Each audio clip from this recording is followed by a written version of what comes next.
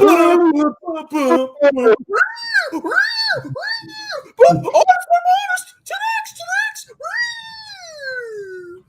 back to Strongman Personal Finance, everybody. Looks like it's just me and Jay Nagy today, unless I don't know, Capital Mindset shows up. I thought Brooklyn Truck Stop. I thought he deleted his account. Why is he here? Yeah, I don't know. I thought he was leaving YouTube, and then he deleted that video, and then he made a video about Honest My Bonest, and then he deleted. Or no, he had a post about it, and then he deleted it. He's a very sketchy man. I don't really understand him. Could you explain yourself, Brooklyn? Why do you delete videos like a total bussy? All right, just leave it up there like a freaking man. It's okay to be wrong, even though I'm never wrong. Oh, speak of the devil, here he is, Fabio. There he is. Oh, he was like shushing. I was like, oh, is there a baby sleeping in there? You're on mute. Oh, if you know. Okay. Anyway, let me change the setup. There we go. So y'all can see my beautiful bedroom, my future daughter's bedroom. The koala bears. We got the freaking. Is that what, dude? Is that what the new kid is going to be? Is a daughter? Yep, it's gonna be a girl. Girl. Yay! How do you? What if she's gender non-binary? I'm gonna encourage that. Actually, I hope she is. We're a very progressive family. Okay, I mean, I seem like I'm a conservative guy, but I've been really changing my tune recently. I want the best for everybody, and I care about people. That's why you should encourage your son to be a woman's swimmer. Oh, I've been trolling people so hard. I'm like, oh yeah, I'm on Team Leah, baby. And I'm just like, every time somebody posts an angry post about it, I'm like, oh yeah, go Leah, you crushed them.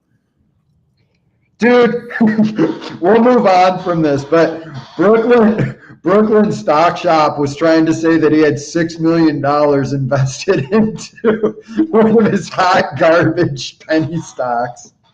I'm sure he has $6 million. Okay, I mean, he has a Rolex, bro. He what? He has a Rolex. He was like waving it. Yeah. Brooklyn, you're obsessed with me, man. It's worse than my addiction to Meet Kevin. You need to seek some professional help. Dude, okay, yeah, all right. So we were talking about the American funds, right? Oh, shit, let me pull that up again. Yeah, keep going. Not the worst thing that I've seen, like as far as like individual stocks, but that if you have under 100K, right? And, you know, I've talked to people at work that are about to retire and they have like around 100K.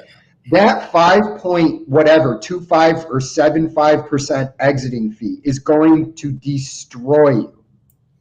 Oh, yeah. So if y'all don't know what we're talking about, if you go with a financial advisor, they're going to put you in these funds. Y'all can see my screen, right? Yeah.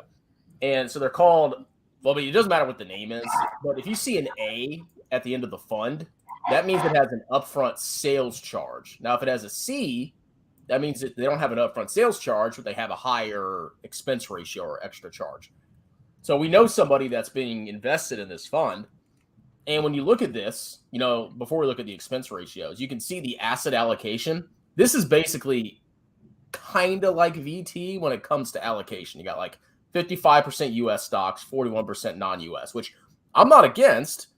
And you look at the top 10 holdings, I mean, they have a little bit too much Tesla in my opinion, but it's not horrible. And then you also look at turnover. So turnover is what percentage of the portfolio they change out every month. So the higher this number is, basically think about the higher the number, the more taxes you're probably going to pay. So that's something you got to watch out for. But what Jay was saying is if you go over here and you look at the expenses, 0.72% compared to VT, which is now 0.07. So this is 7 times as expensive as VT. You have a 12B1 fee. This is like a marketing charge. I think this is how financial advisors get paid. Yeah. Yeah, so you're paying 1%. And then if you buy, every time you buy this fund, you have a sales charge on top of that. Almost 6%. So you pay you put in $100, they take 6 right off the bat. And then on top of that, they charge you 1% a year. This is what I'm talking about when I say financial advisors are freaking scumbags, disgusting losers that steal money. Well, dude, And the person I was talking to when they started, I was like, listen, man, I'm like, you can do better with an index fund. And they said, well, this has gotten, I've been in it for 10 years and I've gotten a 12.5% return. And I go, that's great, but the S&P 500 index fund or the total US market has gotten about 14.5. So it's like you paid less in expenses and you got a better return. Yeah, you look at VT's 10-year return is 12% compounded, which is pretty freaking good. I mean, yeah, it's not the best thing ever. But look at that expense ratio. Listen. Outside of this weird market where every central bank around the world is injecting juice into the markets, a 12% return is crushing it. Yeah, and somebody was telling me that they're like, oh, VT doesn't even beat inflation. Like, they think it's some boring fund that returns 2% per year. Like, no, you own all the hot stocks that everybody talks about. I mean, it's not the best, but it does pretty freaking good. Well, I mean, look at his top holdings. You have Tesla in there at number 5. Yeah, but see, it's only the top 10 comprise 15%, which is not heavily concentrated. And yeah, you get Tesla. So, I mean, if Tesla goes to $20 trillion, okay, I do good too. Yeah, dude, it's just the point where I think a lot of people, man, I don't, these people that I'm talking about are older people. So to sit there and when you're going, they're like, I've been doing this for 40 years. It's the Dave Ramsey argument. So no matter what, you boy, shut up.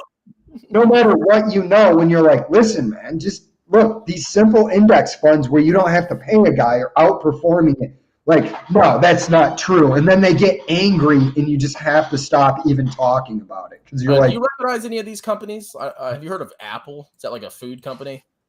Yeah, they sell apples. Is that a pillow company? Microsoft sells erectile dysfunction stuff. You would know, wouldn't you? Look at that. You got 9,000 stocks. It's pretty freaking amazing. You can actually like filter and see the small ones. Alibaba Health Information Technology. What is this? Dude, that's funny. Jay Nagy's mic is on our RCA clock radio from 1985. Y'all got any Fresh Pet? It's 50%. And I'll get a new mic next week. My bad. Anyway, yeah, we just wanted to illustrate a point that financial advisors are. Anyway, so I want to talk about Honest. As you can tell by my title, I'm all in Honest. I saw that Fabio did a video recently. Could you summarize that for me? Oh, I filmed that yesterday, but it got uploaded today. No, I think I think I pissed someone off because I said that the value that I'd be interested would be closer to like $1. I think the risk reward is fair. And I summarized a little bit about my old video when I covered Honest when it was, I think, above $10. And it was interesting to kind of take a look back at what we said about it. A lot of that stuff kind of manifested. They have a lot to prove. They could execute on all cylinders, but they're trying to attack so many different businesses all at once, and then they're competing against behemoths and like there's the loop. That's what I was afraid of like causing when I joined, because I had the sound coming out of the speakers. I was like, oh, it's gonna loop. So that's why I was like, it wasn't for you. We're not very good at technology, everybody. I mean, what we should probably do is get everybody in the room in the lobby first, and then make sure we're all good. But honestly, I just don't give a crap. Y'all can sue me. Yeah, I don't know. My mic is terrible. I'll just get another one. You sound better now. Yeah. Oh, all right. Maybe it's because I adjusted this thing, because this is an older computer. And so in order to be able to plug more than one thing, I had to get an extender strip. And sometimes if I hit that, it pulls the mic out or it does funky things. Yeah, no, you sound perfect now. I love hearing your beautiful voice clearly. But anyway, Fabio, you're saying about Honest, my Bonest. No, just simply that they're having some difficulties obviously with their sanitization side of their business, but It's still like when you listen to the earnings call, a lot of the analysts were kind of frustrated with the management, and I saw some questions. Some analysts were asking some grilling questions as to like, okay, yeah, that's in I think it was like quarter one, but what's going on right now, right? So it was deservedly punished by 20%. Let's just say that. And I think, okay, but like going back to the original video that I made last year, and I think I said this in this video, it has de-risked to a strong degree, right? But that's obvious. As the price of any security goes down, the supposed risk is also implicitly coming down. But you still have a lot of the same. It doesn't mean it's riskless. It doesn't mean that there isn't still a significant amount of risk, but it is obviously less, about 50% more. I mean, I sorry, mean, people think that, but I mean, like on another note, the stock can keep going down. I mean, yeah, it got obliterated, and Oh, some yeah. people think, oh, it went down, so it's going to go back up. Well, no, it could keep going down and down and down and down. I mean, we got truck trade sideways for years. It doesn't go under. I haven't looked at the underlying fundamentals in a while, but are they even cash flow positive yet? No. And I think in the model that I told the model that I wanted to see what it would be if it went profitable after, I think, 6 years, cash flow positive after 6 years. And the thing is, the assumptions, I think I was a little bit conservative on the dilution rate that I put in there because they actually might. Sorry? Didn't you have 9%? 9% dilution? Yeah. I thought I saw 9%. No. That would be incredible. No, I think I was pretty conservative. I think I probably put it at like between 2 and 5%. I don't remember off the top of my head. I can pull up the video, but it was around there, and I think that might be a little bit conservative. And by the way, not to answer your point, but to add to your point, I like to always bring people through the mathematical exercise. For example, we take $100, we go down 99%. Like, oh, it went down 99%. It can't go any lower. We're at $1, and then it's like, all right, well, it goes from a dollar to a penny, right? We're down another 99%. And if you think it's done there, no, we can actually get into the fractions of a penny. The beautiful thing about numbers is that they go infinite in every direction. Yeah, could you imagine Honest one day is like 0.000001 and Jeremy's still buying it? Yeah. Like, well, I think it being part of like the YouTube stock community and it being heavily shorted is, I guess, part of his thesis. I don't know. Like, it is his thesis. He buys heavily shorted stocks because he wants a short squeeze. But the funny thing is, I think that the whole movement's dying because I haven't seen any short squeezes. I don't know if you, pretty recently at least. Well, it's not like, it's not when you're dealing with hedge funds, you have dudes with PhDs in mathematics. It's not like these guys can't figure out a way around your average retail investor. Yeah. It's like we're screwing the hedgies. You screwed one or two hedge funds. There was a bunch of hedge funds that I guarantee you made money on that. Yeah. It's not even that heavily shorted. I just checked. It's like around 10%.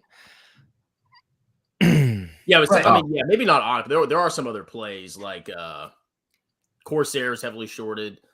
Isn't Tattooed Nutsack pretty shorted? Yeah, it is. I'll pull it up. I think Smile Direct, my heck, is pretty short. There's a lot of his stocks. Yeah, if you go down find the most shorted stocks in the market, a couple of his are on there. Around 35%. Like I said, I was listening to him. He's going over his stocks right now. 30%.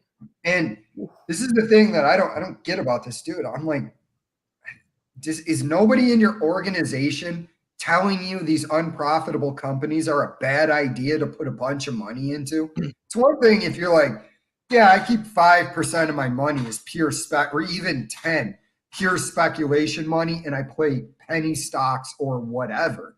But I mean, this dude has substantial portions of his portfolio in unprofitable share diluting crap.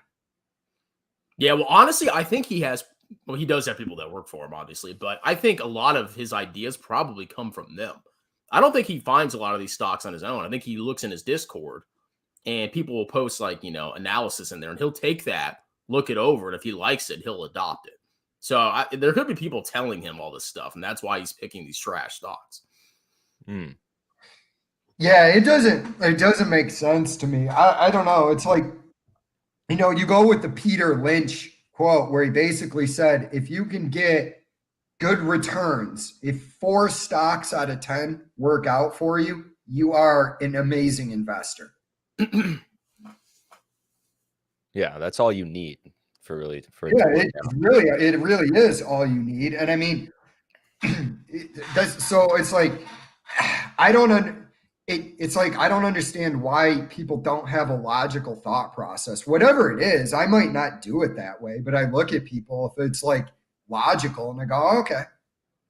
Yeah. Like Sven Carlin just did a video on Foot Locker, and I've disagreed with him about certain other stocks. So his Foot Locker is probably a bad idea. I disagreed with him on 3M, where he was saying with its current price to earnings ratio just under 15, that 3M is a buy.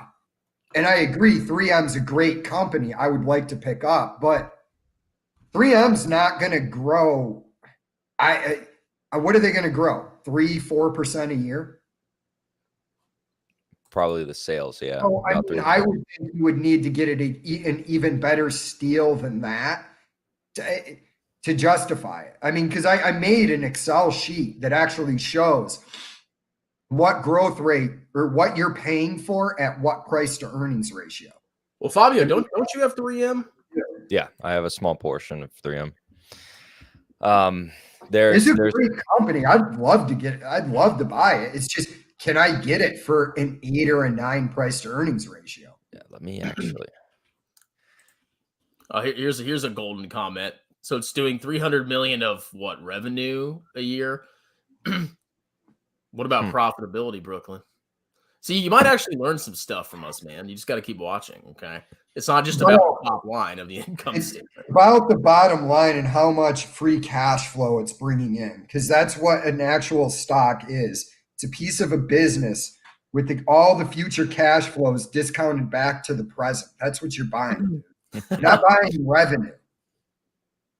I guess you're late on rent there, buddy. Should probably sell some of those massive 5% honest gains you got. I've never got 5% ever in a stock ever. Yeah, I just took a look. That's elemental. That's what I was originally listening to Sven on. And I agree. It's probably a buy right now if you're looking at the share buybacks and you think it's going to go up. I just look at it from this perspective, man. With Nike going the way that they're going with the digital sales, how much is Foot Locker? Once other shoe companies start seeing that, they're probably going to start doing similar things. So what effect is that going to have on Foot Locker? Yeah, they're at like a 4 PE ratio right now, which actually concerns me when it's that low. But it could work out. I'm not putting any money. Yeah, I mean, if you have a bad vibe about a stock, just move on to something else. I mean, even if it turns out to be a good buy, I mean, whatever. There's plenty of other opportunities out there. Well, the sneaker market is not my circle of competence anyways. I'm not a sneakerhead. I don't know what. You walk barefoot or something? What do you wear for shoes? Just when I go to Dick's, I just buy like a pair of sneakers and I wear them. You like Dick's? I love Dick's. Fabio, you're saying something, then I'll address this comment right here. Well, we'll do this comment first. We have to. And then my thing was just about Foot Locker and 3M, but I'll say it after. No, what were you going to say about 3M and Foot Locker before we go on? Oh, okay. No. Just that I just took a look at the portfolio. So yeah, 3M's it's kind of like a recent little trim in, and it's at like 1%, 1.22% of the portfolio. And then Foot Locker, I had bought it when I made the video about it as like a fun stock. And turns out, yeah, that actually was a good idea when I sold. But I made like a quick profit on it just for fun. I bought it only for fun because the model was saying like just buy it because it's so cheap. And I was like, all right, what the heck, whatever. And it was a good little fun trade that I don't normally do. and it was like 17% gains. Yeah, It's sold. dude, It's already gone, but yeah, you can do that, man. I mean, especially if you really know a stock, the way it trades, if you look at it and you go, I think I can make money here. yeah. It was just like a little bit of a bounce post the sell-off, and it was the day of the sell-off that that happened. It was like right after I finished the video. But no, I agree with a lot of what you guys are saying. That's why I ended up selling Foot Locker, and it was never going to be like an actual investment for me. It's just I don't understand that category or that industry. I stay away from mostly those retail clothing stores, shoes included. Not my cup of tea. I don't want any exposure to that. I would not even buy Nike just because I don't understand it. I don't even care. I don't even care for that company. Like I really don't care.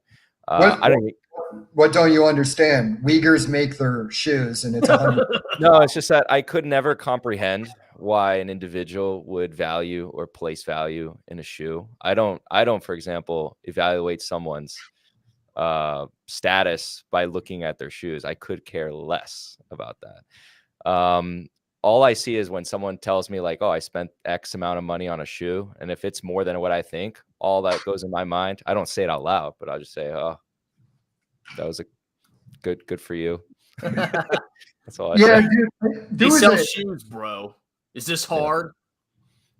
Dude, I know a guy, right? And he's a sneakerhead. And he was talking about this pair of shoes that cost 20 grand and how he would like to own them.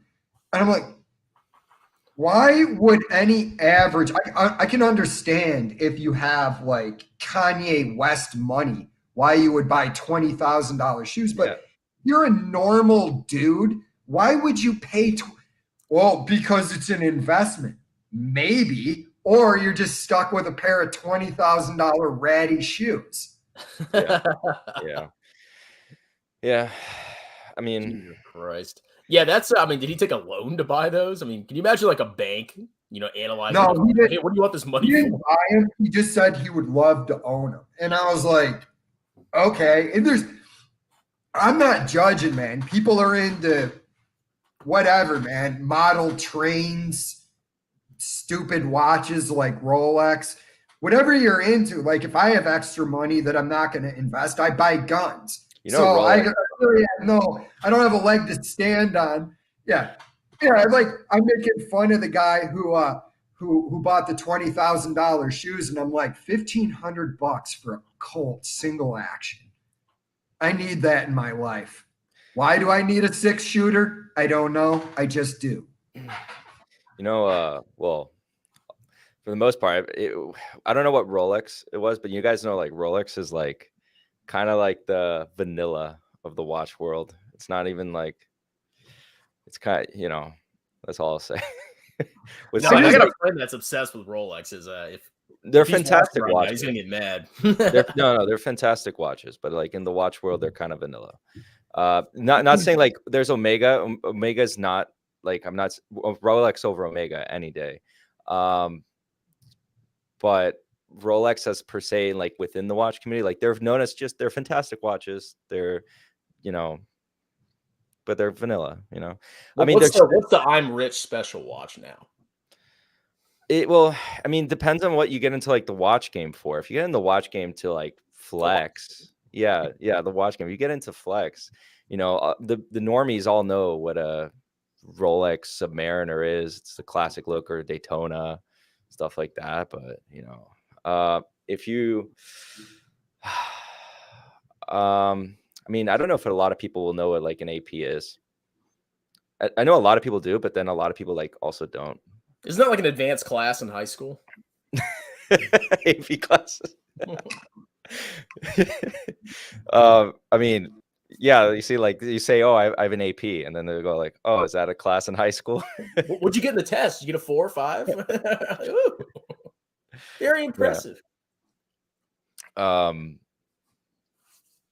I guess if you're rolling like in an Astronomica, that's like art on your wrist, and that they can vary in in cost. And if you have one and you're wearing it outside in public, and if I ever see one, I'll be like, "What are you doing?" That's why. See, like, I'm actually all my YouTube money goes to my savings account, and it's not for investments; it's for an Astronomica. Yes, it's for an Astronomica. In a couple of years, I'll be able to buy it cash. Yeah, that would.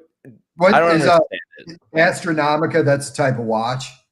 Yeah, it's not the brand, but it's the they're literally like art pieces. If you look one up, just look up what an Astronomica is, and you can pull one up. Like they're insane. They're insane, but like I think they're even assembled in space. Well, look, the technology and the engineering that goes into watches it's fascinating. It's just not my thing. Like I could appreciate it from if I was watching how it's made on Netflix or whatever, I'd be like, oh yeah, that's cool. Let me see how they make these watches. But other than that, it's like it's just not my thing. I think I mispronounced. I think it's the Astronomia, not Astronomica. Thought you were the expert, Fabio. No, I'm not. I have two friends who are like crazy watch guys. One of them can recite to you, the number for the watch. I don't care that much. Like he takes it very religiously, and he collects watches. Yeah, I don't have any weird like things like that. Like I don't watch sports. I don't care about watches. I guess my only thing that I like is personal finance, which is probably boring to a lot of people. But I mean, maybe video games, but I haven't played those recently. It's just I don't really have many hobbies besides finance and. Dude, how much time do you have though, too? Yeah, that's all. 6 days a week. You got a kid, you got a second one on the way, and you make videos. I don't really think you have time to delve into the deep lore and explore Skyrim anymore. Yeah, I was actually sitting there. I was like, man, I really want to play Skyrim. And I actually hooked it up in my bedroom. And I was going to play, and then just realizing what my schedule is. It's impossible for me to do it because I'm just gone all day. I do a video, and I'm going straight to bed afterwards, literally. So it's pretty wild. Dude, yeah, video games like The Witcher or Skyrim are just such a drain on your time. It's like, when do you really have time when you're in the normal world? Well, once I go back to my 9 to 5 or 8 to 5, then since I started doing these videos, I don't really have very much time to do anything else, really. It's like during the week, I come home, make a video, and I go to bed. Or on the weekends, I'm doing stuff to get ready for the week. Then I can make some videos and do this, but I don't have time to sit around playing Fallout or The Witcher. Yeah, it's rough. We're losing our childhoods. I used to play games all day, but then I look back and I'm like, man, if I started a YouTube channel back in 2016, where would I be now? Holy crap, I'd probably be killing it. But pushing Corsair stock and you guys need to start streaming channels and play video games and talk random stuff. That's what you need to do. See, I feel like an old man though, because all the new games, they're like almost too fast for me. Like I used to be huge into Call of Duty. I was really good at Modern Warfare 2.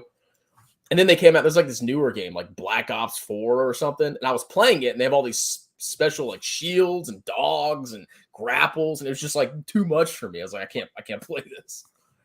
Dude, the only time I got into Call of Duty was when I was stationed in Iraq. Other than that, I was never into it.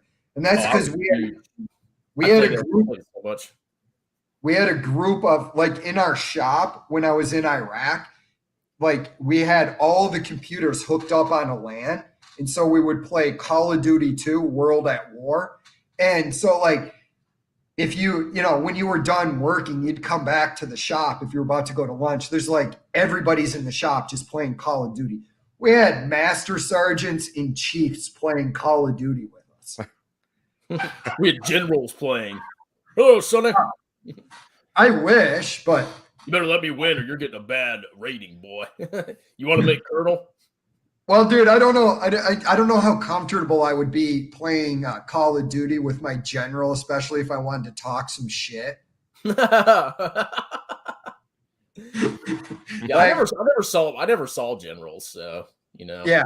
Well, it's even your colonel. The people in the shop would have been like, "Hey, Jay, you're strangely silent when you either kill the colonel or you get killed by the colonel." It's like, yeah, it's because I don't want to be out there, burning the poo in the latrines.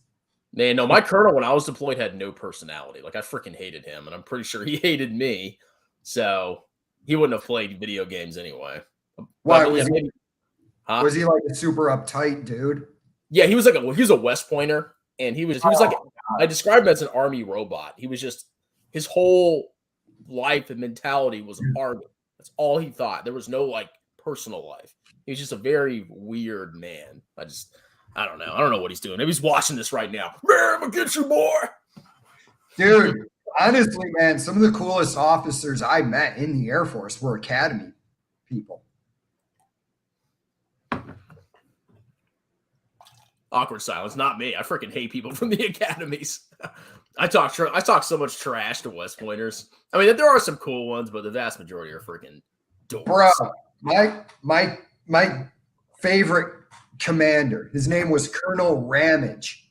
So we used to call him Colonel Rampage because you did not want to get on his bad side. But I was sitting there and there was like a big wig event and I'm running the generator outside and it's on the weekend. So I'm doing weekend duty. Colonel Ramage comes outside and he goes, "Hey, Sergeant Noggle, what kind of dip do you got on you?" And I go, I got some Copenhagen." He goes, "Good. I didn't want any of that pussy shit. Give me a dip." And he sat there with a dip and talking to me. He's like, just going, "Yeah, I hate these big wig events, man. I just don't like being around these people." And I'm just looking at him. I'm like, "Oh, this is an enlisted guy that went into the academy. That's what this is." Yeah, there are cool officers, but there's also and then you can't do anything because they outrank you. So I don't military that much. I'll tell you. He was a big guy too. He was like 6'2", like 240 pounds, Iowa farm boy. And so if you didn't have an answer and he was grumpy and he yelled at you, you were like, please don't kill me. Anyway, let's address this question. It's been sitting here for 5 minutes. Hey, strong man, do you see a lot of people who made money off the GME and AMC squeezes last year? So actually, I do taxes for a lot of older people. Like, I don't see a lot of stocks. What I see a lot is like charitable giving. So like I'll get a stack of charity receipts that's like this big.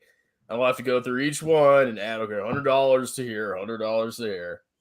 That's more what I do. I've seen a couple people that have traded AMC, but I haven't seen like massive freaking gains. I've seen like 2,000 or 1,000, but like the vast majority of these people's investments are with like very, with institutions, and they pay financial advisors, and they have like normal stocks or index or mutual funds, stuff like that. So not really, but I'm sure if you did taxes for a younger crowd, you'd probably see it a lot more. So yeah, man, with that short squeeze, there were people that made a lot of money, but I mean, a lot of people like to calculate, well, if I got in on the bottom and it had gone, yeah, but I mean, you got to anticipate that a company like AMC is going to fall off and you got to take profits at a certain point. Yeah, but I had a friend that made $100,000 off AMC call options, man, but he was smart about it. Like he freaking sold out and just kept the cash, and I don't know what he's doing with it now, but it's better than just holding the stock like these idiots are still doing. Well, dude, I got a guy on my channel that basically threatened me because I was making fun of AMC being down. He's like, "You're not allowed to talk about AMC, and I'm going to report this video." I go, "Okay, well, I didn't pay for any of this. So how do you think that's going to affect my life?" So many people have said they're going to report me, and the only one that's actually got me is Dave Ramsey. Dude, so what did he get you on again? So what I think happens is I think it's either like I'm playing a clip of his video and reacting to it, which I understand is fair use and you should be able to do that. But they still go after it. I don't know why. Maybe it's something I'm saying, or maybe there's something in the title of the video, but whatever it is, YouTube gives me a notification. And it's not a copyright strike. It's not like the serious thing where they'll kick you off after 3. But it's a copyright claim, which means the video gets demonetized, or if it's monetized, the money goes to the original claimant.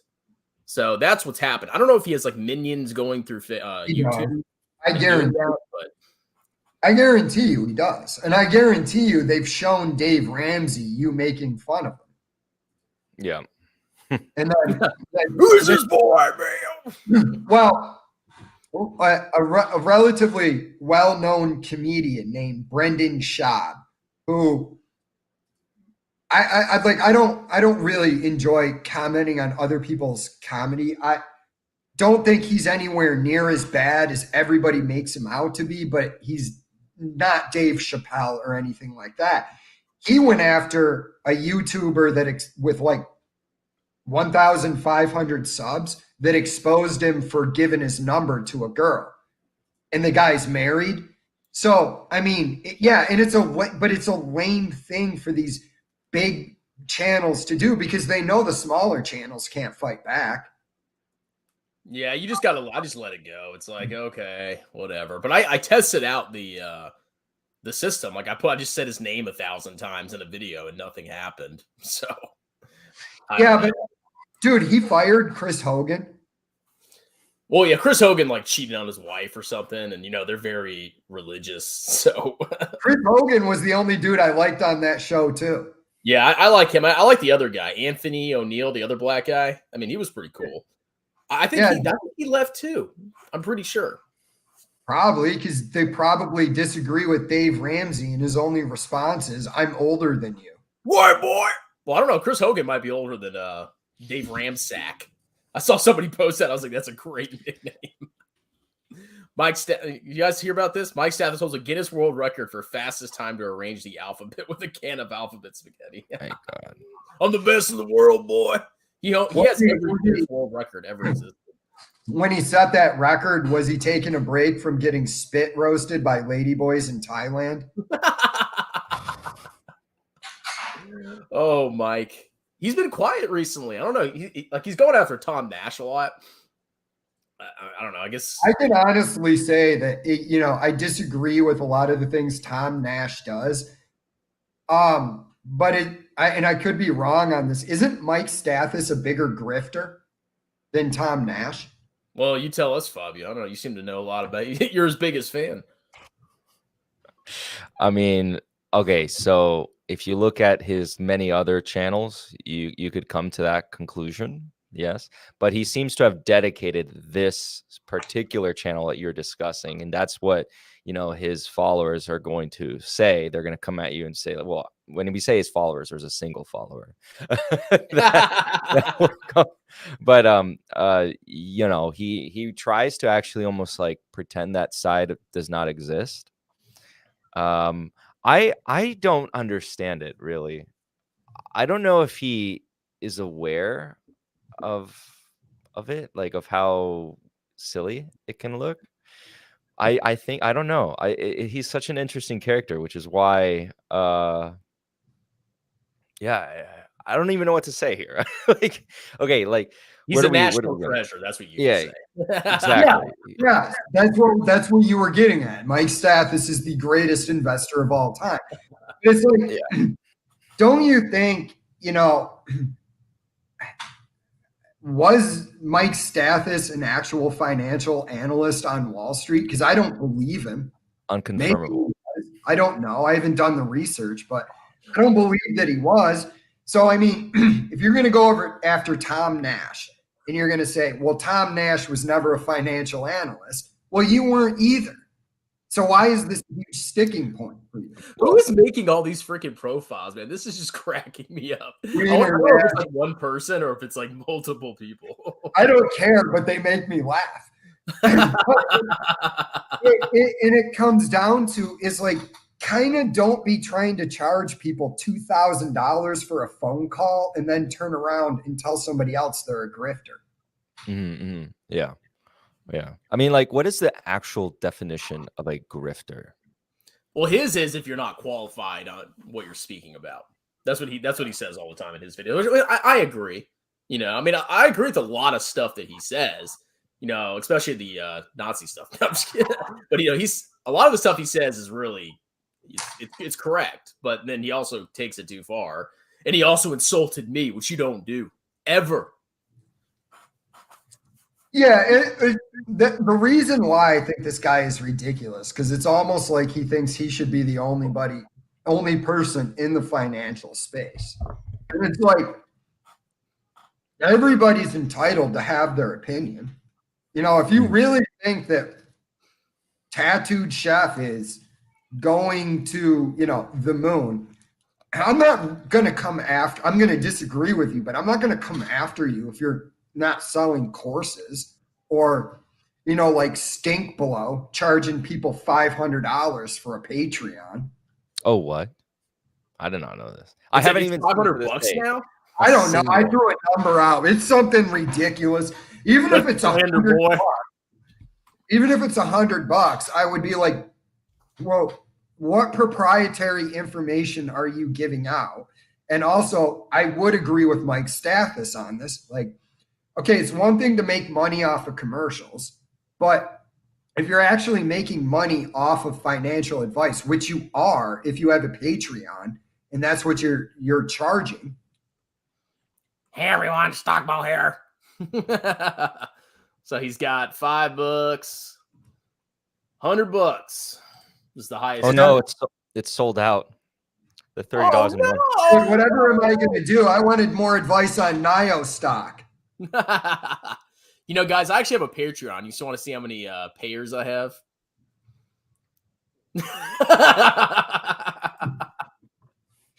I'm such a failure. No, actually, I made that a long time ago, and I was like, yeah, I just don't care. Well, I mean, too, it depends on what you're doing. Tim Dillon, he has a Patreon. He's a famous comedian. Okay, you know what Tim Dillon is going to do? Say ridiculous stuff. He's not offering you any advice, but it's like I guarantee you, Stink Below inside of that Patreon is going, oh yeah, don't worry about the recent downturn in NIO. It's not like the stock's overvalued at the current moment. Don't wait, for it to come on sale. Well, Brooklyn, since you're here, you need to answer this question, bussy boy. I mean, is Fabio, he's a nice guy. He's not going to tear you up. Too bad. What happened? Thought you're Mr. Tuffy Tough. You were Brooklyn, you're New York fighter. You're probably Mafia too, aren't you? Are you Italian? Me? Well, I know you're Italian. Oh, yeah. Brooklyn. Maybe we'll relate. Chris Zane has two different accounts now. He does? That's what Craig D is saying. I need to go look that up. Actually, Nate actually made me some thumbnails for Chris Zane. I just haven't had time, but I'm definitely going to start going after him a little bit because some of his thumbnails are freaking gold, man. He's pretty talented at it. I thought Chris Zane stopped showing his portfolio. He did. I mean, I don't know if he started back, but recently I haven't seen his portfolio because it's been so decimated. But if somebody told me he made a video where he was like dancing and claiming he made $100,000 off of options, but he didn't show anybody. So it's just like, I don't know. I don't know how anybody gets convinced by that guy. He's one of the worst I've ever seen. Yeah, somebody came on my channel saying, I think it was probably somebody that works for Chris Zane, calling me a coward because I won't debate him. And I'm like, in the comments, I'm like, Chris Zane is welcome on my channel at any point. Actually, there was communication between us through comment sections up until that point when you received the email. So, and also there was a comment that was sent to me. Again, there's like a lot of subscribers that are like, we're trying to make it happen. So I was getting like screenshots back and forth, or they were like messaging me like, hey, this is the email. Because when you were posting the email, YouTube was automatically like censoring it because it was like posting a link. And then I commented on one post that he put saying I wasn't emailing him. And I said, oh, like, I'm not taking offense to it. I don't really give a damn about what you say. but like, it was like kind of like saying I was a pussy or whatever. And I commented down below that and I said, oh, put your email here because it's your channel. So it shouldn't really block, the email if you post it there. And so it ended up being that one subscriber saw the image that you posted, and then they sent me a picture of it, and then I was able to email you. But the thing is, they were in communication with you right then and there. So, and also you did comment on Strongman Personal Finance's channel that you were watching the live stream and the link was in your inbox, and that you were going to quote unquote, I'm going to leave him there talking by himself for a bit. He's probably deleting it now. He's like, oh my God, no, I did. Oh my God. yeah. But I think the point was made. And so, yeah, that's all I'll say. So you're, in summation, Brooklyn, you're a total bussy. So Fabio, what you're saying is you were intimidated by his gold chains. Yes. And how much wealthier he is. I mean, the watch, man, that was a favorite part of the video. I didn't even see. I don't see that. Okay, this one. I talked about Chris saying, and somebody commented, how are you black, hating on a black man? I'm actually surprised nobody has called me racist for because I've slammed Chris Sane, and I've some of the videos got like 4 or 5K views, but so far nobody's been like, oh, you're racist, you can't criticize Chris Sane. But I'm sure if I keep making videos, it's happening. That's a weird statement that somebody would use like some superficial aspect of your appearance, like me hating on a bald guy or me hating on Jeremy because he's white. Like, why would that even matter? It's such a silly thing to say. Yeah, I mean, as long as you don't get censored on YouTube, it's whatever. Dude, that is the only thing that like I feared about calling Chris Sane a moron is like some sort of backlash from actual YouTube for saying that, but nothing happened. Well, this is not refuting the previous points. The time of 7:30 doesn't negate that you also saw it, right? And again, there were other subscribers in communication with you through your comments section about the event. Okay. So there was activity. It wasn't as if there was no activity and then blatantly, it was sent. And also there was a comment between us in which I stated to you the time between 8 o'clock and 9 o'clock p.m. Eastern Standard Time, to which you agreed, which would indicate that you had then set the time aside to do the debate. Now, if you had not received an email prior to that point, which I sent you a prior email before the email with the link stating to you that once I arrived at my house, that I would then send an email with the link. And then please email me back. It was in the email. Please email me back if you cannot make it. And I was going to be happy to schedule the time. That is, what is considered to be the basic decorum, right, of reading emails and then responding to emails. Fabio, problem is that was way too articulate of a response. So you're gonna have to dumb it down, dude. I like this idea right here. What do you guys think about? Should I do this? Look, there's nothing wrong with you putting it there. It's a voluntary donation to a creator. A lot of people do it, and if people want to do it, you're not putting a gun to their head and saying, hey, give me money. And so people want to give you $1 a month. Well, my only real problem with the Patreon is things like $100. But again, you do make a salient point that it is voluntary, but I don't know, with Stink Below, it's like, I guess, but like, why are you paying this charisma void any kind of money? Well, there's something about him. Maybe he's like, your grandpa or something. There's something about him people like. I don't know what it is. It's probably just a cat. Yeah, I think it's his teeth. He's got very nice teeth. Let's see how many subs he has right now. He's probably over 600,000. I would not be surprised. Well, the crappy thing is a lot, like you said earlier about deleting videos. That's what he does. He deleted his Workhorse video right after Workhorse, and I don't know what happened. What happened to this guy? The guy that did this with his arms all the time. Oh, George Perez or Lopez. Yeah. I always mix them up. Has he been posting any videos? Because that dude was shilling Workhorse like it was going out of style. No, he's gone. I mean, he hasn't posted a video in 6 months. And the funny thing is, I'm gonna go check his Patreon. I still think he's making tens of thousands of dollars a month, and he hasn't posted one freaking video. George. Yeah, because when it's like certain claims that people make.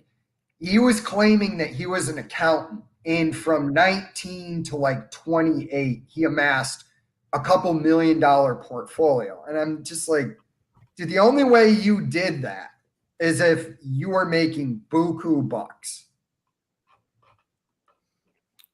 Oh, he's still he might have gone exclusively to Patreon. This is interesting because I'm looking at it now and he's still posting stuff like a 10K to 100K challenge, and he's been posting it recently. So maybe that's what he did. Maybe he's just doing all his stuff and just, directly grifting instead of going through YouTube. Yeah, well, Patriots. I mean, it is what it is. I'm jealous. He's a pretty handsome guy too. I love his little spaz thing when he starts his videos. So is the truce between you and Meet Kevin, is that been violated? Have shots been fired over the bow? Meet Kevin's pissing me off, man. I'm really getting to the point where I'm gonna start making videos about him again. What did he do now? I'm actually gonna invoice him. Actually, as soon as his live stream's over, I'm gonna send him an invoice for $300 on PayPal for the analysis. And if he pays me, I'll freaking do it, which would be hilarious. But he's got to pay me up front. And then I'll do like a 5-minute video on why both those stocks. What were the stocks he wanted to look at? Adobe and something else. I did one of them. I forget which one. Adobe, Nairobi. But yeah, I'll bill him. If he pays me, I'll do it. But I would never actually be his W-2 employee. But if anybody wants to pay me on a contract basis, I'll do it. I don't care who it is. Dude, it would be hilarious if you actually did that. If he paid you $300, I think he would. I'm serious. He probably would. But I mean, like, I don't. It's something that I just don't understand. How these big YouTubers, and they're making all the money from YouTube, don't have actual people that they're talking to that can actually get somewhere in the neighborhood of an intrinsic value.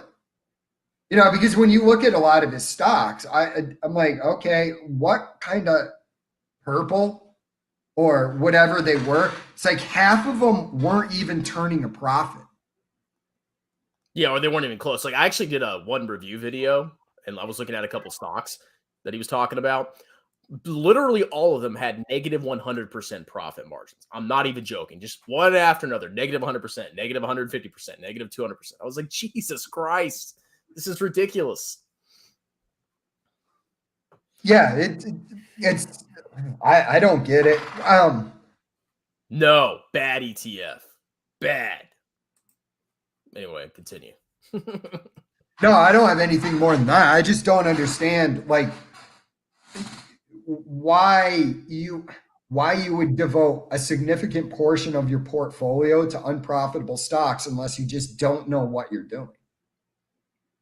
Well, yeah, that's exactly what's going on. I mean, I don't know. It's the story behind them. They're very exciting stories. I know I did. I'm not like that delusional. I just did a video. It hasn't been published or even uploaded yet, but on Adobe. And then last week, part of like an e-commerce series, just so happened to have done Shopify. But Adobe, I think, is actually, like, Shopify is crazy risky even now. And Shopify is the one dude, I have a relationship with. Their current ratio was 12. So that tells me they're not very good at deploying their cash. Yeah. Well, yeah. And Adobe, though, is, interestingly, depending on how low a margin of safety you actually are looking for, it's not egregiously overvalued. It's not like at a screaming buy territory, but it's nothing crazy actually, which I found interesting. And a lot of people don't even know that Adobe has so many different software products that they offer to enterprises. People just think of them as Photoshop, which Photoshop is basically a verb. You say, oh, Photoshop it. I Photoshopped something. And then Adobe Premiere, those cloud products that is consumer facing. People don't really think about all the other stuff they really do. They have an analytics platform for enterprises. They have also, PDFs, like PDFs are everywhere. Everyone uses PDFs. You know, every employer I know uses PDFs, PDF editing software. Yeah, I don't know. And What then else would you use except PDF? I mean, Well, I mean, Adobe's like we were talking about 3M earlier, yeah, or Microsoft.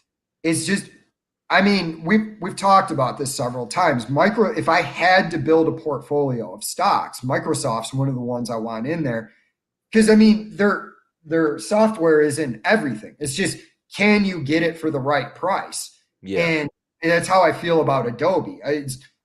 Adobe, love to own it, but can I get it on fire sale? I mean, I think you will eventually. It's just like, I mean, it's just like Facebook. Facebook's the perfect example. And somebody, commented about how, or they asked me why I don't like QQQM. It's because of what happened to Facebook. That could happen to any of those other stocks in that ETF, and it's highly concentrated in large cap tech. But yeah, I mean, like going back to fire sales, I mean, it just takes one revenue miss and, a bunch of irrational selling, and boom, there's your opportunity. Yeah. Well, it's like Walmart, man. How much would you kill to be able to pick that company up? Dude, On that is, I'm not joking when I'm in love with that company. That is my favorite stock. So if that stock ever plummeted to like $50, I would not be scared to put in 5% of my portfolio probably into Walmart. That's how much I passionately want to make love to Walmart. Dude, bro, and I'm with you. And a company like that this is something like people don't understand. Wow, a lot of people do understand. Some people don't. But it's like, if you're buying a stock, in my opinion, it should be just obvious that if I showed, you might not want to buy it, but if I showed it to you and you just looked at it for a minute, you'd go, yeah, that looks like it's a good deal. That's how I feel about Tattooed Chef. I just decided not to buy it. Well, Tattooed Chef is the one company where I'll just pay infinite amounts of money for it. If a share was selling for $1 million, I'll work for 40 years. Dude, I can't wait till it starts trading at book value. I might actually buy, a couple shares just for a gag. But that's like probably the only time I would even consider buying that stock. One share, dude, and I'm telling you right now, when Tesla corrects, there's going to be one share of Tesla in my portfolio. Oh, 100%. I cannot wait. I mean, like, I've been saying this, it might take a long time for that stupid stock to die, but it will happen eventually. And there might be an opportunity when it does. Well, I don't think it's going to die. I think it's just going to come back to like a fair valuation. Like, it's a great company. I mean, I'm not saying it's going out of business, but I think it's going to get wrecked, the stock price at least. I think it is too, because if you look at, like, you talked about this. Here's another thing that doesn't bode well for Tesla. In this inflationary environment, and Tesla's prices are going up, it's like you're not in the realm of a price that the average American can afford. And then somebody says, well, when they go used, okay, well, does Tesla has some sort of agreement with people that they get some sort of transaction if you sell me your Tesla? No, I mean, so I was watching a couple videos about Tesla today, and the biggest EV car markets, I mean, I think this is probably common knowledge, but the biggest EV car markets are in Europe and China specifically. Mm-hmm. So you have to look and say who is winning the competition in those countries or those continents. Now, whoever's dominating there or on path to dominate, that's probably the one that's going to win out. Because in the United States, I mean, even if we have a bunch of Tesla sales here, we're really a small fry compared to other places in the world. So, I haven't done enough analysis to see who's winning there, but I just don't see Tesla with the amount of money they charge. And Chinese people don't make as much as Americans. I just do not see how the average person could afford these cars. That's a major barrier to entry. And I don't know what technology they're working on, and I don't know if they have technology to reduce the price at this point, because that would require me doing extensive research on them that I'm not willing to do. But, unless they can get into that market, I just really I see them being a great company. I just have a tough time believing, it's going to be the most dominant automaker in the world. Maybe it will. I don't know. It won't. Not with those prices. On it at today's prices, but if it dropped down to $60. And I was like, okay, this is a great deal. I'd probably load up to like 1% of my portfolio. But other than that, you're good. Are you guys talking about expanding into China specifically? No, what I'm talking about is just with the amount of money that each Tesla costs. I just have a tough time seeing mass adoption like everybody's saying. It's just too much money. Chris has pointed this out. Like your average middle class person is not in the market for a $60,000 luxury electric vehicle. Yeah, if you want to analyze Tesla's like total addressable market, you need to look at the luxury car market, which I don't know crap about how big that is, but I can tell you it's probably not nearly as big as it's probably a small fraction of the total car market. But I don't know. To me, it's just a common sense thing. I'm not buying it, but people think it's going to go 10x from here, whatever. I'm at a point I just don't care anymore. It's like boring. Oh yeah, dude. I'm beyond it. I'm not even going to make videos on it about it being overvalued because I just don't feel like arguing at this point. Well, I have a standard video I make. People always say, "Oh, it's a tech company." Da, da, da, da, da. I make a video every earnings release where I look at the disaggregated revenues. And I say, okay, what percentage of revenues is car sales? And if it's still 85, 90% like it's been, still a car company, guys. I don't see how it's anything other than that. Dude. And no steps. He's better than me. I love that Punk and Disorder Gamer just brought up Peter Lynch. Peter Lynch. Yeah, that was in One Up on Wall Street. I don't know if he put it in any of his other books. I mean, I never said I was the greatest investing genius in the world, but to me, it's common sense. You see a stock rocket up like that, 2,000%. It's like, holy crap, man! There's something crazy going on here. But remember, look at the hype behind Cathie Woods. There's hype behind her still. Is she still a thing? No, I mean her ETFs were going up, therefore everybody rushed into it. When you're like sitting there, you're going, okay. This is not logical. What's going on here? Yeah. I'm surprised she didn't sell. I mean, well, actually, she did. Didn't she sell a lot of Tesla? I think she sold some of it. I know that like in 5 or 6 years, nobody's going to be talking about her. I will. It'll be like Fabio said, that she just disappears like she did after the initial tech boom. Yeah, that's really interesting. I mean, I remember you talking about her, Fabio, about how she like did this before. I would love to like read, an article or watch a video about what she specifically did. Because I looked briefly and I really couldn't find much about her. I mean, she like worked for firms and stuff, but there was nothing really about like what stock she was pumping and stuff like that. Well, she went to work for a bank after the fact. I think it was Citi. I forget. I don't really care. she disappeared for a little bit. But now she's back, and good on her. She's a great saleswoman. She's convincing a lot of people to invest in her ETF so she can make that fee. And that's at the end of the day her cut. So she'll make a ton of money. She'll do great. Now you did get a comment about not doing research by Ronnie Wagler. It's up above. Ronnie Wagler? Yeah. Let's see. Where you at, Ronnie? So there he is. Just a little bit. Do your research. Jeez. These three guys have opinions on Tesla, but no research. Don't comment. Look, it's all about the numbers, buddy, and it's all about common sense. I don't need to understand, which hand Elon Musk used to wipe his ass. I just know that's an overvalued company, and it's common sense to me, okay? I don't care what Elon Musk said he's going to do in the future because he's a freaking grifter, but I don't have to do my research to know it's overvalued. No, I know. And the thing is you have to make an assessment. There's 10,000 stocks in the world, all right? Right now, at the valuation that Tesla's at, even if I grant you that it'll work out like everybody says it will, that it is a Tesla bull, there's still companies out there that will outperform it. So if I think that it's overvalued, why would I do any more research? It's on to the next stock. And Warren Buffett talks about this at the Berkshire meetings. I forget what year it was, but he talked about how there are so many stocks that you have to have metrics to quickly eliminate certain stocks before you find the ones you like. And those are the ones you do your research on.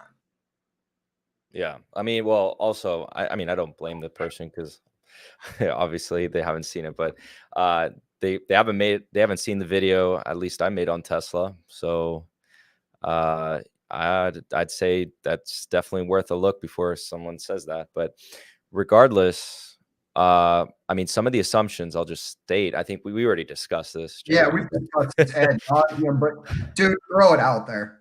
Yeah.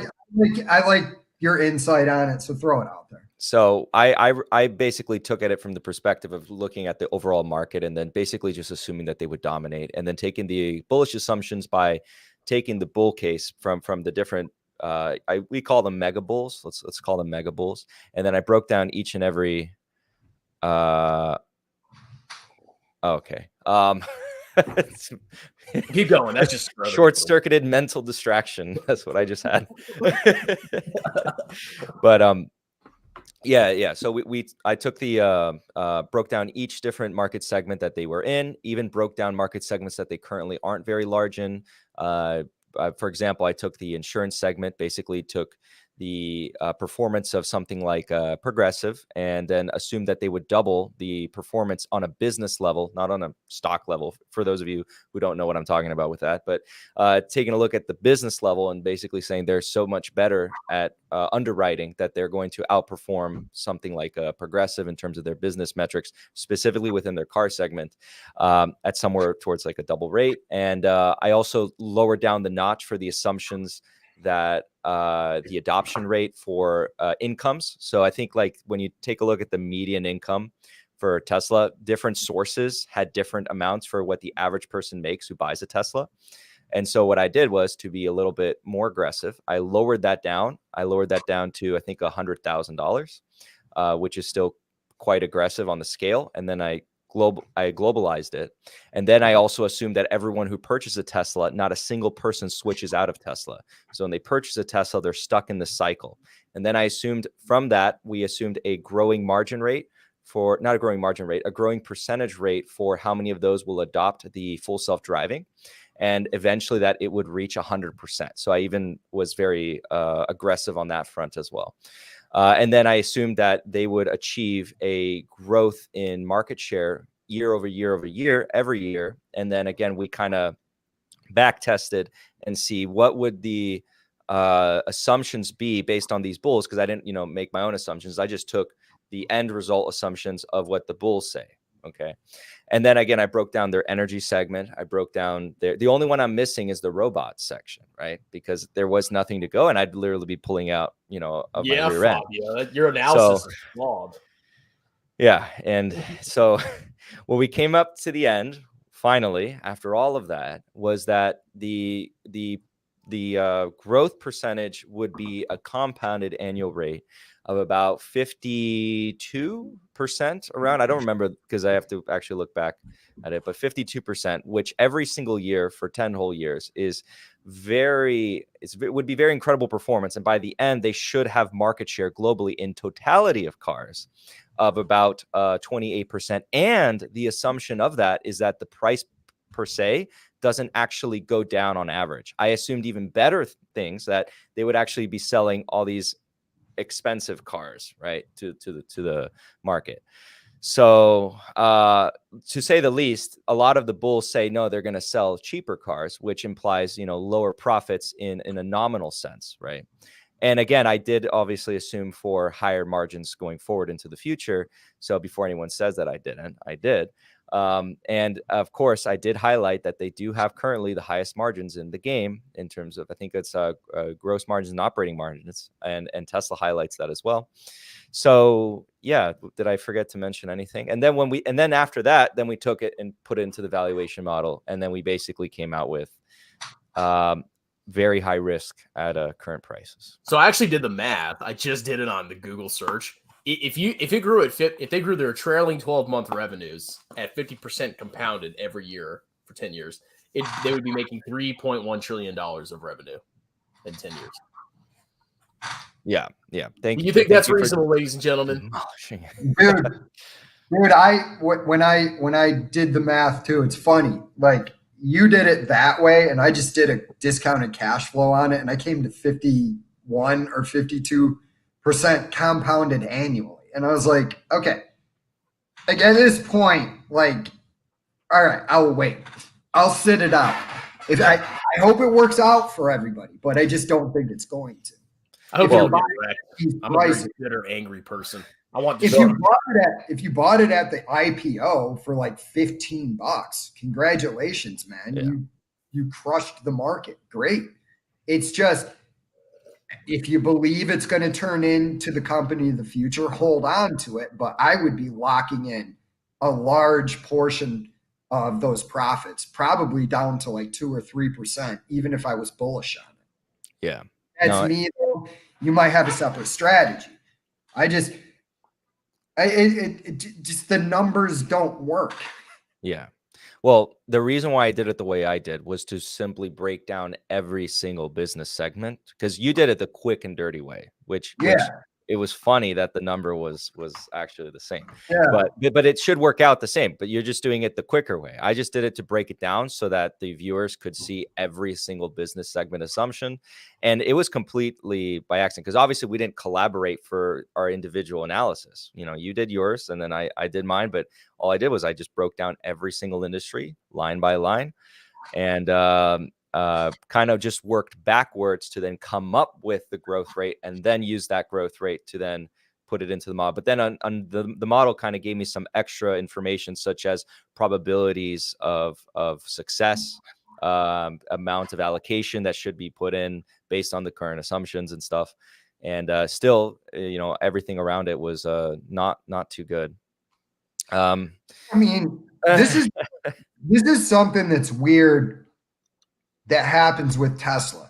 Yeah. If I assume 25% growth for the next 10 years with earnings per share, I get told that's too ridiculously low. And I go, there's like one company that grew at 30. I'm sure there's some other ones I'm unaware of, but like Amazon only grew at like 31 or 32% compounded annually over the past 20 years.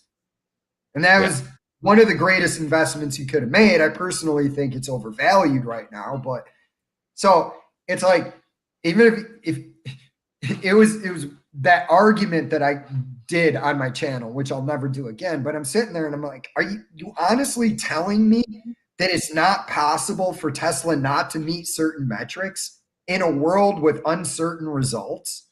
Yeah. Yeah, maybe it grows at 52% annual. I don't know. Maybe. Doesn't sound right to me, though. Does $3 trillion in revenue in 2032, does that sound reasonable to everybody? That just sounds completely insane to me. I'm sorry. Well, let's say, hypothetically speaking, that the we have a great amount of inflation, right? Maybe like someone might pull that out and say that to you. But then again, we have 100% inflation. Yeah, sure. Well, we could have a melt up, but that doesn't even mean that Tesla is going to increase and people are willing to pay more for Tesla. It doesn't. Yeah, exactly. You could have a melt up in this because stocks can do whatever. I mean, Microsoft was trading at what, 9 or 10 times earnings in 2011. Yeah, no one wanted it. Yeah, and they were saying it's dead. Mm-hmm. Now look at Microsoft. Everybody's bullish on Microsoft because it went up. Yeah. I love it's so true. It's like if the stock goes down, it's trash. If the stock goes up, it's freaking amazing. There's no other reasoning behind it. Like people will make up stuff to make it seem like that. No, people love these stocks because they went up. That's the only freaking reason. Baba's complete trash now because it went down. I love it, man. Cash flow. Right. And let's ignore the fact that the Chinese government said that they'll come out too recently. And they're like, we're going to try and work with American regulators. Dude, I was waiting for that moment. I was like, there is no way that they're just going to like let their stocks tank to zero or whatever. I was like, there's no way they're going to let that happen. And then eventually, the moment happened, the stocks exploded 30-something%. I mean, this could potentially, once Russia and all that crap cools down, this could be the start of a massive bull run. I mean, I could be totally freaking wrong, but he kind of made me mad when he came out and he said, we're going to put a floor under the stocks. Because I was like, but I want to buy stocks really cheap. And now you're making them go up by like 30%. Yeah, you commie. And the greatest thing was that it the day Brooklyn made that video talking trash about Baba, the very next day, all those Chinese stocks went up like 35%. It was glorious. I think Xi Jinping watches my YouTube channel. He threw me a bone there. Yeah. Yeah, well, I mean, imagine him watching right now. As long as the fundamentals are solid on a company, I mean, I don't know why you would panic when it starts dropping. Like if I had honest stock in my portfolio and it started crashing tomorrow because it's not profitable, then I'd start panicking. Is this company going to go under? Yeah, either Lufufu has some mega balls or he's dumb as a rock. I mean, it's one or the other. Couldn't it be? Go ahead. Oh, sorry, no. I'll say like throw this bone out there to Lufufu. There you go. You got me saying the name like it's addicting. Yeah, it is addicting. No, I said it like legitimately. Like my brain was like, his name is this.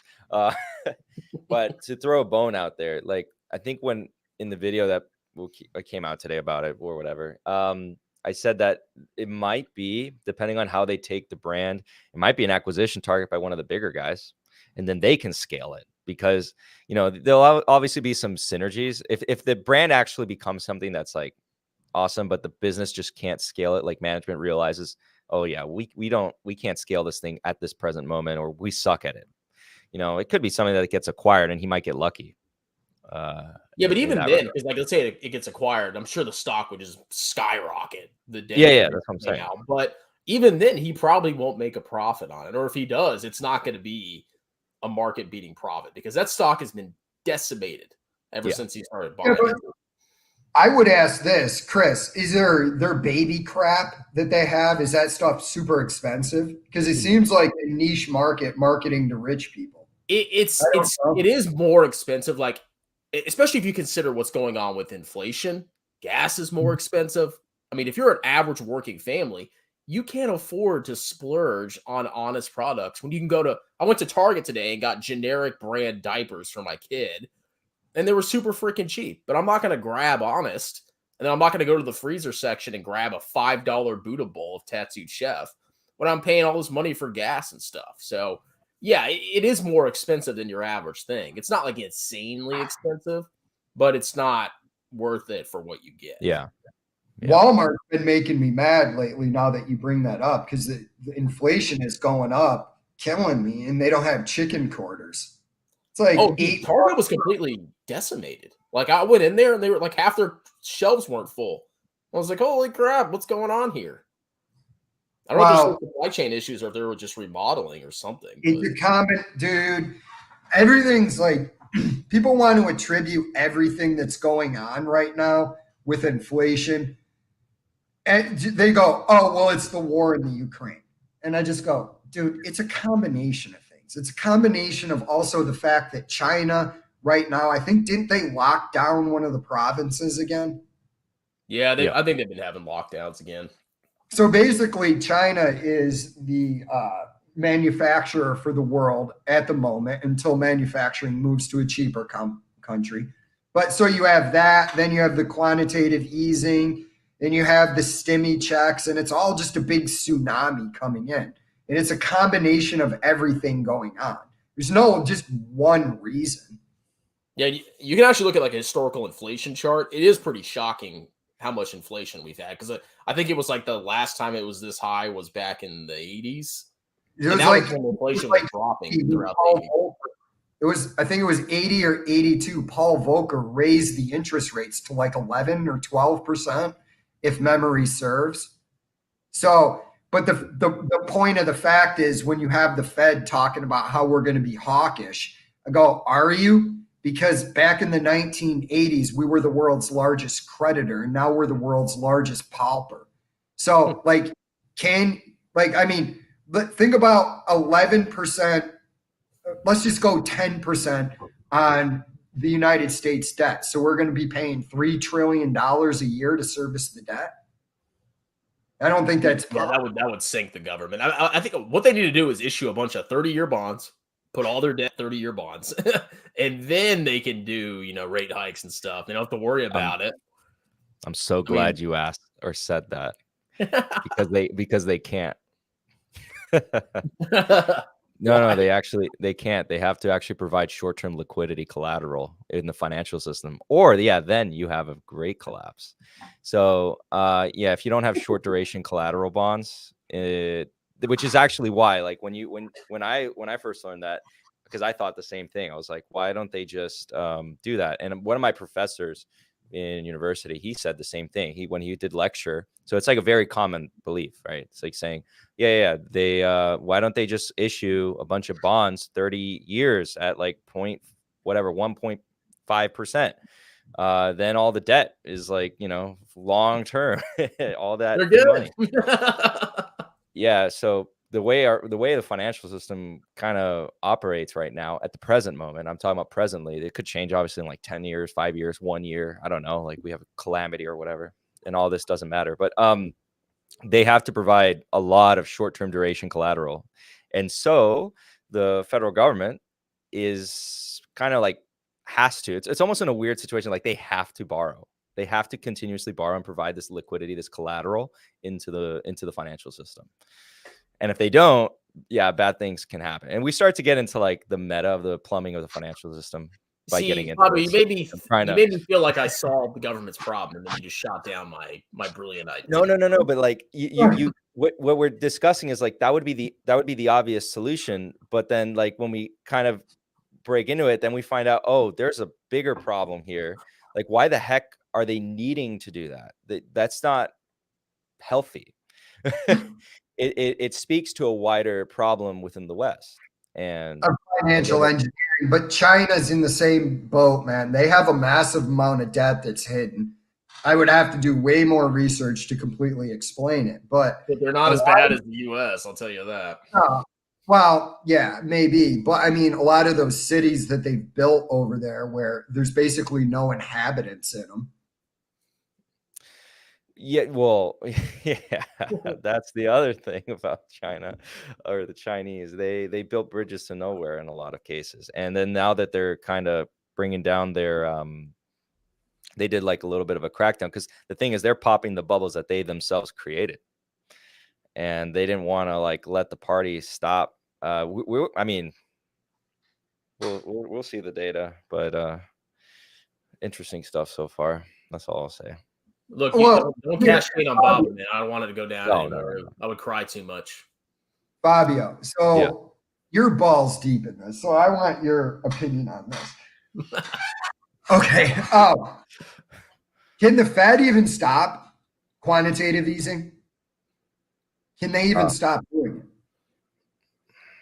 Okay, I'll give it like different. Give it the old college try here. Like quantitative easing in the sense, okay, so buying mortgage-backed securities and pumping liquidity into the market, because I think if the market tanks enough, they're going to start it back up. See, okay, that would be like the traditional perspective. It appears as though they cannot. And then if you take the Snyder pill for a second, they actually don't control it at all. Are you a Snyder killer? I am actually being more and more converted to the Snyder camp. And once you go into the Snyder camp, you can't come back. Which starts. Mm-hmm. Do tell. No, just okay. So very basically, because it will take too long, but Just Snyder focuses mainly on looking at the euro-dollar banking system and kind of as an overlay to our financial system, and how the euro-dollar banking system is what actually controls the flow of dollars. And so where Snyder and Dr. Lacey Hunt kind of agree on in a lot of sense is that the government is kind of stuck in its current cycle. There's like no good way out. And then Snyder would say to you that the Federal Reserve is basically, the power of the Federal Reserve lies in psychology. And he points to a lot of instances in which, what traditional thinking says that this should happen to yields, but then X happened to yields. And then so for example, or not for example, like looking at the euro dollar yield curve is far more important as to what the future projections of the economic growth will be. And so if you ask Jeff Snyder, can the Fed truly affect the interest rates over long periods of time? No, he would say no. And then again, if you ask both of these gentlemen, Dr. Lee Sun and Jeff Snyder, it's best to ask them directly, but. Okay. So yeah, I would kind of agree with it. I think you can temporarily manipulate the interest rates, but I think when you do that at a certain point, you can only financially engineer anything, a company, Foot Locker, the economy for so long before people realize it's a game and they just go, okay, not interested. And then, like you said, it's psychology. You can't do it anymore. Yeah. So what he says is that the Federal Reserve's policies target the thinking of the consumer, the thinking of the global financial system. So that, for example, if they want less inflation, they make you believe that them trying to do what they do, QE, right, or lowering interest rates is supposed to stimulate because you're supposed to do that. What he's trying to say, or what Jeff Snyder says, is that yields are lower for a different reason and a far worse reason. And he says that we're in a silent depression, and we've been since the great financial crisis. And then that yields are telling us that. And then he gets into like the meta, and then you get into the point where, again, the government starts to make more sense why they behave the way they are. And it seems like they're constantly borrowing and borrowing and borrowing. And almost like the situation that we're in implies that they must increase the deficit. They must make up for something.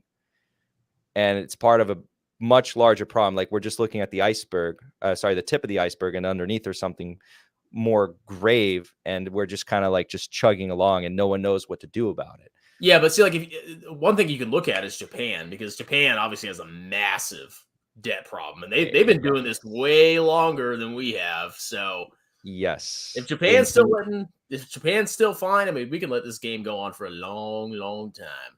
Yes, precisely. Actually, that's the perspective or the point that Snyder actually points to a lot is Japan, because Japan, we think that based on what they've done, there should be hyperinflation.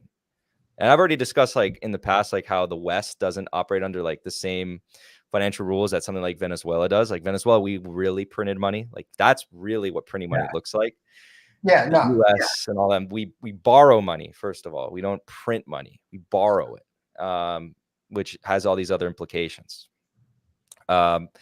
And then, like, you take Dr. Lacey Hunt's work, and I think he comes in here and he's like, what he says is really interesting. He actually always points to the negative multiplier effect of government spending and government debt, and how you don't want that to occur. If you start that, if that happens, right, we are, well, his is more descriptive, not prescriptive. But what he describes is that you see growth trending down and down and down and down, almost like from the top left corner to the bottom left corner. You see that in Japan. You see that in the United States starting to happen. You see that in Europe. And then we're just like lesser down the curve from those two areas. Yeah, I mean, I think it's going to be a while before there's any kind of calamity. Because, like, another thing, you compare Japan to the United States. United States has massive immigration. We have higher birth rates. We're definitely going to be in a lot better shape than Japan. So, going forward. So, if Japan can keep it going, I think we're going to be fine.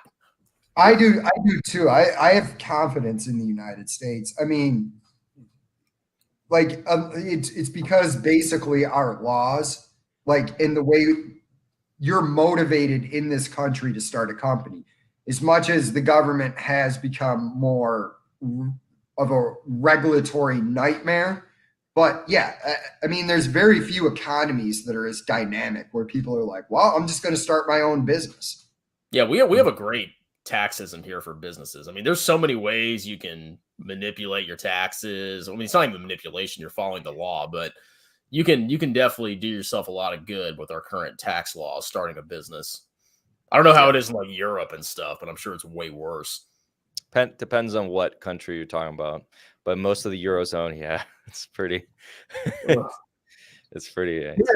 More taxes for business income. We're communists.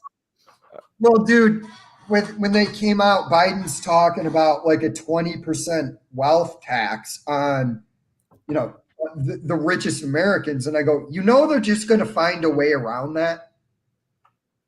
Like, no. He's going to put a way around it in there.